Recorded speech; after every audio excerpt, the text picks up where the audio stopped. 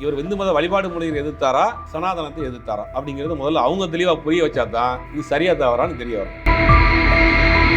இந்து மக்கள் எல்லாம் ஒண்ணு சேர்ந்துட்டா இவங்க அரசியல் பண்ண முடியாது.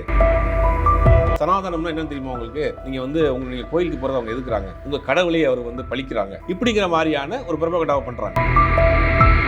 பல நாடுகள் கைவிட்ட ஆபத்தான ஒரு திட்டம் ஈனுடைய திட்டம். ஜப்பான்ல ஆரம்பிச்சு அதை அணைக்க முடியாம இது ஏன் தமிழ்நாட்டில் கொண்டு வர்றீங்க? உலகம் முழுவதும் பேன் செய்யப்பட்ட ஒரு திட்டம். அதை தமிழ்நாட்டில் நீங்க டெஸ்ட் ரைட் பண்ணி பார்க்கறதுக்கு தமிழ்நாட்டு மக்கள் தான் உங்களுக்கு கிடைச்சாங்களா?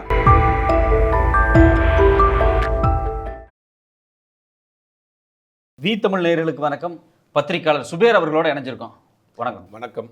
இப்போ நேற்றுக்கு உதயநிதி ஸ்டாலின் சனாதனம் குறித்து பேசின வழக்கு ஹைகோர்ட்டு வந்துச்சு. அப்போ ஜட்ஜ் என்ன சொன்னாங்க அப்படின்னா, இதை மையமாக வச்சு உதயநிதி நம்ம அதாவது ஏன் அமைச்சர் பதவி இவருக்கு இன்னும் இருக்குது, எந்த அடிப்படையில் அவர் அமைச்சராக இருக்கார் அப்படிங்கிற கேள்வி நம்ம எழுப்ப முடியாதுங்கிற மாதிரி சொல்லிட்டாங்க.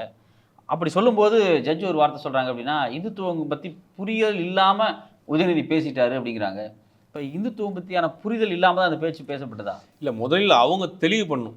நீதிபதிகளில் இந்த மாதிரி சனாதனம் குறித்து பேசி, சனாதனம்னா என்ன, இந்து மத வழிபாடுகள்னா என்ன, ரெண்டும் ஒன்றா வேறு வேறா அப்படிங்கிறத அவங்க புரிய வச்சுட்டாங்கன்னா அடுத்து இவர் பேசுகிறது சரியா தப்பான்னு பேசலாம். இப்போ கோயிலுக்கு போகிறதோ, விரதம் இருக்கிறதோ, கெடா வெட்டுறதோ, காது குத்துறதோ இதெல்லாம் சனாதனத்தில் வருமானா? கிடையாது. இது எல்லா மதத்தினுடைய நம்பிக்கை. முஸ்லீமாக இருந்தால் சர்ச்சுக்கு பள்ளிவாசலுக்கு போவார், கிறிஸ்டினாக இருந்தால் சர்ச்சுக்கு போவார், இந்துவாக இருந்தால் கோயிலுக்கு போவார். இதை சனாதானம் கிடையாது. சனாதானங்கிறது என்ன அப்படின்னா, சாதி ரீதியாக உள்ள கட்டமைப்புகளை சனாதானங்கிறோம். அதை எதிர்க்கிறார். அதை திராவிட கட்சி எல்லாமே எதிர்க்குது. பிஜேபி மட்டும்தான் அதை ஆதரிக்குதா என்னன்னு தெரியல. அதையும் கிளியராக அவங்க சொல்ல மாட்டேங்கிறாங்க. இதைத்தான் சனாதானம்ங்கிறாங்க ஒழிய ஒரு மதத்தினுடைய நம்பிக்கையோ வழிபாட்டு முறையோ எடுக்கல. அது சனாதானம்ங்கிற எடுக்கல. ஆனால் இவங்க அதை சனாதானம்னு எடுத்துக்கிட்டாங்களா அப்படின்னு தெரியல. முதலில் அவர்கள் இதை தெளிவாக புரிய வைக்கணும். சனாதானம்னா என்ன, இந்து மத வழிபாடு முறைகள்னா என்ன. இவர் இந்து மத வழிபாடு முறையை எதிர்த்தாரா சனாதனத்தை எதிர்த்தாரா அப்படிங்கிறத முதல்ல அவங்க தெளிவாக புரிய வச்சா தான் இது சரியா தவறான்னு தெரிய வரும். இப்போ ஜென்ரலாக ஒரு கேள்வி என்ன வருதுன்னா, சனாதனம் அப்படிங்கும்போது திராவிட இயக்க பாரம்பரியத்தில் வந்தவங்க, தமிழ்நாட்டில் இருக்கக்கூடியவங்க, தென்னிந்தியாவில் இருக்கக்கூடியவங்க சொல்லக்கூடிய விஷயம் என்னென்னா, வர்ணாசிரம அடிப்படையில் மக்களை பிரிப்பது சனாதனத்தினுடைய அடிப்படை கூறாக இருக்குது. அதை நாங்கள் ஒருபோதுமே ஏற்றுக்கல அப்படிங்கிறது தான் காலங்காலமாக இங்கே இருக்கக்கூடிய ஒரு பேச்சாக இருக்குது. இப்போ அண்ணன் ஆராசாவோ இருக்கட்டும், இல்லை உதயநிதியாக இருக்கட்டும், இவங்க சொல்லக்கூடிய விஷயம் என்னென்னா, சனாதனம் மக்களை பிரிக்குது அப்படிங்கிறத அவங்க சொல்ல வரக்கூடியதாக இருக்குது. இந்து மக்களை பிரிக்குது அப்படின்னு சொல்ல வரது. காலங்காலமாக திராவிட இயக்கம் அப்படிங்கிறது இந்து மக்களை ஒன்று சேர்க்கிறதுக்காக தான் போராடிட்டு இருக்கு. ஸோ இந்து மக்களை ஒன்று சேர விடாமல் இருக்கக்கூடிய சனாதனத்தை எதிர்ப்பதில் என்ன பிரச்சனை இருக்குன்னு அதுதான் அவங்க அந்த வேலையை பண்ணுறாங்க. ஒன்று சேர்ந்துட்டா, இந்து மக்கள் எல்லாம் ஒன்று சேர்ந்துட்டா இவங்க அரசியல் பண்ண முடியாது. அப்போ இதை வேற ஒரு, அதாவது சனாதனம்னா என்னன்னு தெரியுமா உங்களுக்கு? நீங்கள் கோயிலுக்கு போகிறத அவங்க எதுக்குறாங்க, உங்கள் கடவுளையே அவர் பழிக்கிறாங்க, இப்படிங்கிற மாதிரியான ஒரு பிரபகடாவை பண்ணுறாங்க. அது சனாதனம் என்ன, இந்து மத வழிபாட்டு முறைகள் என்ன, நம்பிக்கை என்ன அப்படிங்கிறது ரெண்டையும் தமிழ்நாட்டு மக்களுக்கு ரொம்ப தெளிவாக பிரித்து வச்சுருக்காங்க. அதனால் சனாதனம் குறித்து உதயநிதி பேசினதுக்கு பெருசாக தமிழ்நாட்டில் எந்த விதமான இதுவும் இல்லை. சரின்றதான் நிறைய பேருடைய வாக்குவாதமாக இருந்துச்சு. நான் வட இந்தியாவில் என்ன சொல்கிறாங்க அப்படின்னா, சனாதனம்ங்கிறது ஒட்டுமொத்த கடவுள் நம்பிக்கையே தப்பாக பேசிட்டாரு அப்படிங்கிற மாதிரியான ஒரு விஷயத்தை கட்டமைக்கிறாங்க. இது நீங்கள் சொன்ன மாதிரி ஒன்று சேர்ந்துடக்கூடாது அப்படிங்கிறதுல அவங்க தெளிவாக இருக்காங்க. ஒன்று சேர்ந்துட கேள்வி கேட்க ஆரம்பிச்சிருவாங்க. இல்லை, இன்றைக்கி ஜாதியால் பிரித்து வச்சுட்டோம்னா அவன் ஜாதிக்குள்ளே சண்டை போட்டுக்கிறான், மதத்தால் பிரித்து வச்சுக்கிட்டு அவன் 2 மதத்துக்குள்ள சண்டை போட்டுக்கிறான். எல்லாரும் ஒன்று சேர்ந்துட்டா திருப்பி நம்மள்ட்ட கேள்வி கேட்டால் பதில் சொல்கிறதுக்கு பதிலே இல்லையே. இதுதான் அவங்க செய்யக்கூடிய அரசியல். இப்போ கோயிலுக்குள்ளேயே வரக்கூடாதுன்னு சொன்ன காலங்கள் இங்கே உண்டு.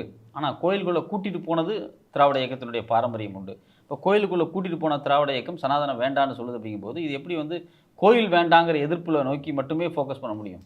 பெரியாரை பிராண்ட் பண்ணுறாங்க. அது பார்த்து தான் பெரியார் கடவுள் மறுப்புங்கிற ஒரே ஒரு விஷயத்தை மட்டும்தான் அவங்க பேசியிருக்காரு. ஒரு லைன் தான். மீதி நிறைய விஷயங்கள் பேசியிருக்காரு. பின்னடிமைத்தனத்துக்கு எதிராக பேசியிருக்காரு, அடக்குமுறைக்கு எதிராக பேசியிருக்கிறாரு, மூட நம்பிக்கைக்கு எதிராக பேசியிருக்காரு. உனக்கு நான் என்ன சொன்னாலும் நீ யோசின்றாரு, சிந்தின்ற, அவனுக்கு தேவைப்பட்ட இடத்துக்கு விட்டுருன்றாரு, கம்பல் பண்ணல. ஆனால் இங்கே என்ன பண்ணுவாங்க, பெரியார் நம்ம கடவுளை ஏற்றுட்டாரு. பெரியார் இன்றைக்கி பைபிள் இருக்கிற வீட்டில் பக்கத்தில் பெரியாருடைய பொன்மொழி புத்தகம் இருக்கும், குரான் இருக்கிற வீட்டில் பெரியாருடைய புத்தகங்கள் இருக்கும். நீங்கள் பெரியாரை நீங்கள் தமிழ்நாடு அப்படி தான் பார்க்குது. பகவத்கீதை இருக்கிற வீட்டில் பெரியாருடைய புத்தகம் இருக்கும், எல்லாம் படிப்பாங்க, பார்ப்பாங்க. ஆனால் அவங்களுக்கு தேவையான விஷயங்கள் எடுத்துக்கிறாங்க. ஒரு காலத்தில் சைவ மடங்களே பெரியாரோட நெருக்கமாக இருந்தாங்க. நிறைய விஷயங்கள் பெரியாரை பற்றி பேசலாம். ஆனால் இவர்கள் பெரியாரை என்ன பிராண்ட் பண்ணுவாங்க அப்படின்னா, பெரியார் நம்ம கடவுளுக்கு எதிரானவர், நம்ம கடவுளை காட்டு மிராண்டினவர், கடவுளை கும்பிடுவன் பூரா காட்டி மிராண்டின்னு சொன்னவர், இவர் நம்மளுடைய மதத்துக்கு எதிரானவர் அப்படிங்கிற மாதிரியான ஒரு பிராண்ட் பண்ணுவாங்க. அதே வேலையை தான் எங்கேயும் பண்ணுறாங்க. சனாதனத்தை எதிர்த்தா உடனே மொத்த கடவுளுக்கும் எதிரானவர்கள், இவர் கடவுள் நம்பிக்கைக்கு எதிரானவர்கள் அப்படிங்கிற மாதிரியான ஒரு பிம்பத்தை கிரியேட் பண்ணுறாங்க. அப்படி சொன்னோம்னா இன்றைக்கி ஒரு சிம்பிளாக ஒரு இன்னொரு மேட்டர்ஸ் கூட சொல்லலாம்.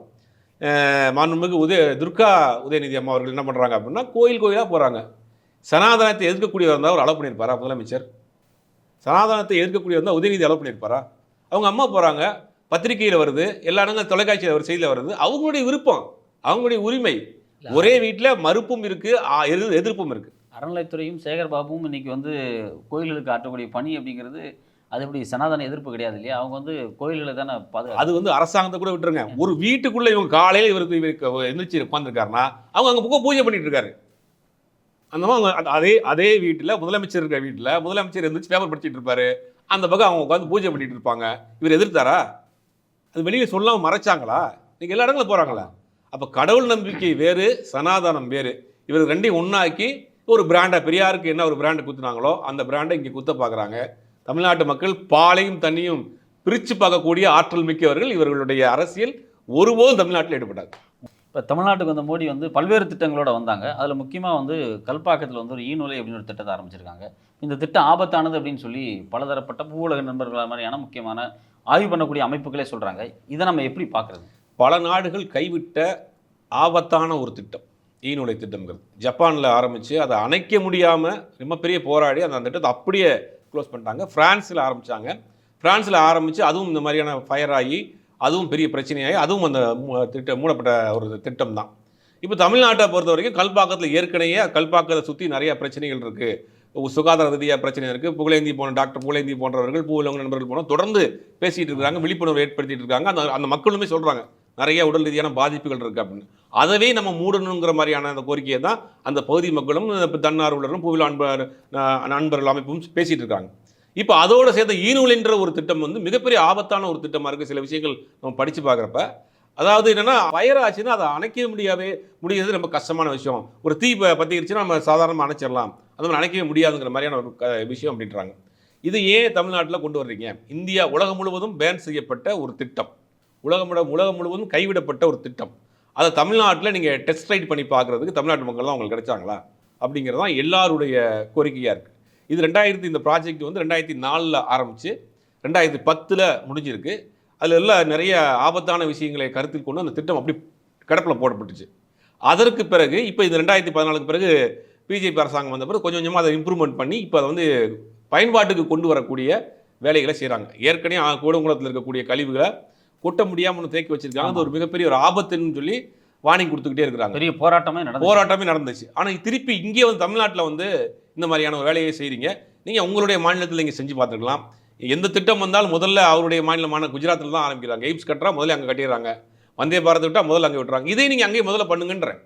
இப்போ இந்தியாவில் ஏதாவது ஒரு ஸ்கீம் வந்துச்சுன்னு வச்சுங்க, முதல்ல வந்து அவருடைய மாநிலமான குஜராத் மாநிலத்தை கொண்டு போயிறார். ட்ரெயினுக்கு முதல்ல அங்கே தான் வரும், உடனே முதல்ல எய்ம்ஸ் அங்கே தான் வரும். எந்த திட்டமாக இருந்தாலும் முதல் உரிமை வந்து குஜராத் தான். நீங்கள் இந்த திட்டத்தையும் குஜராத்தில் கொண்டு வைங்கன்ற. இப்போ தமிழ்நாட்டு மக்கள் உங்களுக்கு சோதனை இல்லையா? இது திட்டம் ஆபத்தான திட்டம், கைவிடப்பட வேண்டிய திட்டம், உலக நாடுகள் கைவிட்ட திட்டம். ஆனால் இதை செய்யணும். ஏன்னா இதுக்கு ஆல்டர்னேட்டிவ். அப்போ உடனே கேட்பாங்க, எல்லா திட்டத்தையும் நீங்கள் எடுத்துகிட்டே இருந்ததுன்னா டெக்னாலஜி வளர்ந்துருச்சு, இன்னைக்கு பாப்புலேஷன் கூடிருச்சு, பவர் வேணாமா? பவர் உற்பத்திக்கு நிறைய ஆல்டர்னேட்டிவ் சோர்ஸ் வந்துருச்சு. மரபுசாரா எரிசக்தி துறையினா இந்தியாவில் ஒரு அமைச்சகம் இருக்குது. விண்ட் பவர் கொண்டு வரலாம், காற்றாலையிலேருந்து மின்சாரம் எடுக்கலாம், தண்ணியிலேருந்து மின்சாரம் இருக்கலாம், சூரிய ஒளியிலிருந்து மின்சாரம் இருக்கலாம். அதுக்கு மாசுக்கு கேடு இருக்காது. அந்த மாதிரி அடுத்தடுத்து கொண்டு போகிறத விட்டுட்டு தமிழ்நாட்டிலேயே இதை கொண்டு வந்து சோதனை முயற்சியாக நீங்கள் செய்கிறீங்க. சோதனை முயற்சியாக இருந்தாலும் கூட ஒரு ஆபத்தான முயற்சியாக ஏன் செய்கிறீங்க? அப்போ நீங்கள் வந்து மேடையில் தமிழ் எங்களுக்கு உயிர்ன்றீங்க. தமிழ்நாட்டு மக்கள் வந்து இப்போ உங்களுக்கு உயிர் கிடையாதா? தமிழ் மொழியை உயர்த்தி பேசுறீங்க.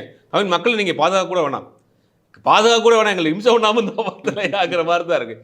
இது ஒரு ஆபத்தான திட்டம். பலரும் தொடர்ந்து இதை பேசிகிட்டு இருக்காங்க. இது கைவிடப்பட வேண்டிய ஒரு திட்டம். இதற்கு வேணால் ஆல்டர்னேட்டிவ் சோர்ஸ் நிறையா இருக்குது. நீங்கள் அந்த பகுதியிலேயே விண்ட் பவர் சிஸ்டம் போடலாம், காற்றாலையிலேருந்து எடுக்கக்கூடிய மின்சாரத்தை உற்பத்தி பண்ணலாம், சோலார் பவர்லேருந்து கொண்ட மின்சாரத்தை சூரிய ஒளியிலேருந்து பண்ணலாம், அப்படி தண்ணீர்லேருந்து எடுக்கக்கூடிய கூட நிறைய விஷயங்கள் இப்போ நீங்கள் ஆல்டர்னேட்டிவ் மின்சாரம் வந்துருச்சு. அதெல்லாம் விட்டுட்டு ஆபத்தான ஒரு திட்டத்தை தமிழ்நாட்டுக்கு முதல்ல கொண்டு வந்து வச்சு அதை நீங்கள் வந்து செயல்படுத்தணும்னு நினைக்கிறது, அது பிரைம் மினிஸ்டரே வந்து அதை திறந்து வைக்கணும்னு நினைக்கிறது வந்து ஒரு ஆபத்தான விஷயமாக தான் பார்க்கப்படுது. இப்போ இப்படி ஒரு திட்டம் வந்து வருது. இப்போ திட்டம் வந்து வருது அப்படிங்கிற விஷயமே பார்த்தீங்க அப்படின்னா 1 நாள் 2 நாளைக்கு முன்னாடி தான் பத்திரிகையிலே செய்தி வருது. இப்போ அது வந்து ஒரு நீங்கள் சொல்லுங்க 2004 ஒர்க் பண்ணிட்டு இருக்கக்கூடிய ஒரு ப்ராஜெக்ட் தான். அது குறித்து அந்த மக்கள்கிட்ட ஏதாவது கருத்து கேட்டிருக்காங்களா அப்படின்னா அது குறித்து எந்த தகவலும் வரல. சுற்றில் இருக்கக்கூடிய கிராமங்களாக இருக்கட்டும், அங்கே வசிக்கக்கூடிய மக்களாக இருக்கட்டும், அவங்களுக்கே அப்படி ஒரு ப்ராஜெக்ட் இருக்கிற விஷயம் தெரியல, பத்திரிகையில் தெரியல, சமூக ஆர்வலர்கள்ட்டே இது உரையாடலாம் இல்லை. ஒரு சீக்ரெட்டான விஷயமா அது நடக்குது. ஆமாம், உங்களுக்கு இதனுடைய பூவிலகு நண்பர்களாக இருக்கட்டும், மற்ற சமூக அமைப்புகளாக இருக்கட்டும், இது சம்மந்தமாக அந்த நிர்வாகத்திலே பேசியிருக்கிறாங்க. பல விஷயங்கள் கேட்டிருக்கு, எதுவுமே அவங்களுக்கு சரியான டேட்டாஸ் இல்லை, சரியான பதில் இல்லை. அப்போ இது ஒரு ஆபத்தான திட்டம், இது எதிர்ப்பாங்க அப்படின்னு தான் நீங்கள் கொண்டு வரீங்க. இது ஒரு நல்ல ஒரு திட்டமாக இருந்தால் ஓப்பனாக சொல்லிட்டு போங்க. இப்போ ட்ரெயின் விடுறப்போ ஒரு மாதத்துக்கு முன்னாடி இன்றைக்கி வந்தே பாரத் இன்றைக்கி சென்னையிலேருந்து தூத்துக்குடிக்கு விடுறோம்னு சொல்லிட்டு அனௌன்ஸ்மெண்ட் பண்ணி எல்லாத்தையும் கூட்டு வந்து வச்சு கொடியாட்டி திறந்து வைக்கிறீங்கல்ல. அதே மாதிரி இதே நீங்கள் ஓப்பனாக டிக்ளேர் பண்ணுங்கள், இன்றைக்கி நாங்கள் கொண்டு வர போகிறோம், இது இன்றைக்கி இவர் ஓப்பன் பண்ண போகிறாரு, இந்த மாதிரி நிகழ்ச்சி இருக்குன்னு சொல்ல மாட்டேங்கிறாங்களே. ராமர் கோயில் கட்டுறது 4 வருஷத்துக்கு முன்னாடியே சொல்கிறாங்க. நாங்கள் வந்து இப்போ ராமர் கோயில் ஆரம்பிச்சிட்டோம், முதல் படி முடிஞ்சிருச்சு, ஒரு ஸ்ட்ரக்சர் முடிஞ்சிருக்கு, இந்த ஸ்டெப்பாக சொல்லிட்டே இருந்தாங்க திறக்க போகிறோம், என்னென்ன ஒர்க்கு போயிட்டு இருக்குன்னு அப்டேட் காமிக்கிறாங்க. இதெல்லாம் வந்து ராமர் கோயில் நமக்கு அணுகுலையில் அப்டேட்லாம் காமிக்க வேண்டிய அவசியம் இல்லை. பட் இப்படி ஒரு ப்ராஜெக்ட் போயிட்டு இருக்கு அப்படின்னு சொல்லலையா? தான் போய்கிட்டு இருக்குன்னு கூட விட்டுருங்க, ஓப்பன் பண்ணுற போதே சொல்ல மாட்டேங்கிறாங்களே. நீங்கள் போய்கிட்டு இருக்குங்கிற அப்டேட்லாம் வேணாம். இன்னைக்கு இந்த திட்டத்தை இவர் யூனிவர்சிட்டி திட்டத்தை பிரைம் மினிஸ்டர் திறந்து வைக்க போகிறாரு, இல்லை சொன்ன அமைச்சர் திறந்து வைக்க போகிறாரு அப்படிங்கிறது ஓப்பனாக டிக்ளேர் பண்ண கூட மாட்டேங்கிறாங்க. அப்போ இதுக்கு ஆபத்து இருக்குது, இதற்கு எதிர்ப்பு வரும்னு நினைக்கிறாங்க. அது தேர்தல் நேரத்தில் இதை ஏன் செய்யணும், இந்த தேர்தலுடைய பரபரப்பில் இது காணாமல் போயிருமோ அப்படிங்கிற ஒரு உள்நோக்கம் கூட இருக்கலாம் இதுக்கு. இந்த மாதிரி செய்கிற வேலைக்கு இது ஒரு ஆபத்தான திட்டம், கைவிடப்பட வேண்டிய திட்டம். இதே மாதிரி தான் மேற்கு தொடர்ச்சி மலைகள் இலங்கையை வெட்டி எடுத்து அந்த நியூட்ரினோ திட்டம் கொண்டு வந்தாங்க. அது பல நாடுகள் கைவிடப்பட்ட திட்டம்.